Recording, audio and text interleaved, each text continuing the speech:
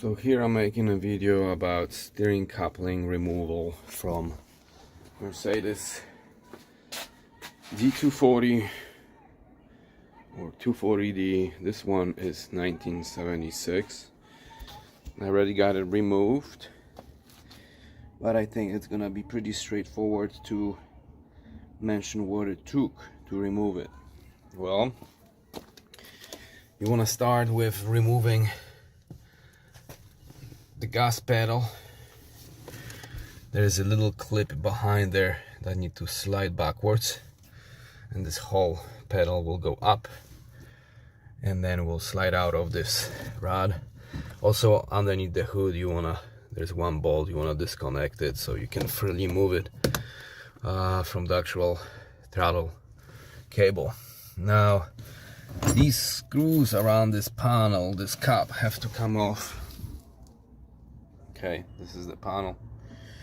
There's a little bolt that goes through this, looks like rod on the steering column around this sucker here, and that was a little bit hard to slide it forward. I had to, as you can tell, pry it and have yourself a W40 handy for that operation. Also, as you can tell, this is the coupling that I'm removing and replacing. There was a lot of play on the steering wheel, and one of these rubber mounts, bushings rather, completely lost its tightness, so it started wobbling and rattling, and it was about a good inch play on the steering total. As you can tell, this whole thing is really moving and making a lot of rattling noise every time you hit the bump. So long story short, to get this out, you're gonna have two, this is the new part, right? You're gonna have two bolts holding that sucker. But to even get there, you absolutely have to remove the whole steering column, okay? Because that have to slide out. And I don't see any other ways of removing it unless you're lucky enough to do it other ways, but it did not work for me. Well, I tried to remove this ring holding the steering shaft and just pulling it out, but guess what I came out to? What's holding it from sliding forward like that was the ignition switch. And to remove the ignition switch right here, you have to put the key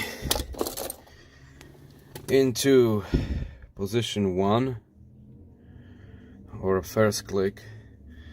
You have to untie this little clamp holding it, and then you have to push this spring-loaded tab right here while it's on the position 1. Okay, it will let you push it and then slide out of the housing. Which housing? This housing right here. Okay, so it's a little bit of work. Now, before you do that, you want to remove these two bolts rather, that are on top of the steering column. To get to them, you will have to push out your your cluster. Cluster removal you can find online on other YouTube videos. There's few linkages here.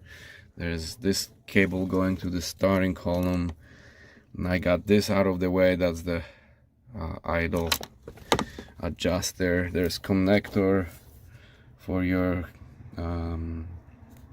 key lock, and then the connector for your steering column, and then you have your oil pressure gauge hose going here, and these cables are just passing on power to your other lights on the actual vehicle interior.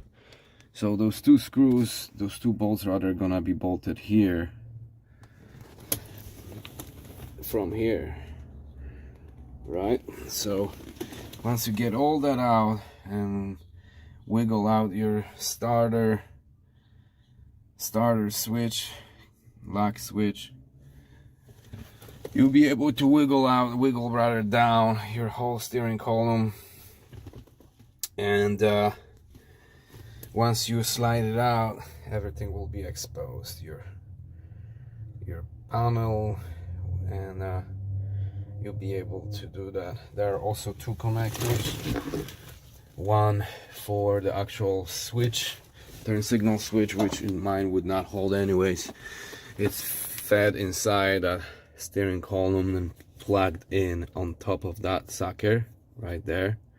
That's the connector for it. And then you have another connector right there going, as you can tell, around this panel and connecting up there.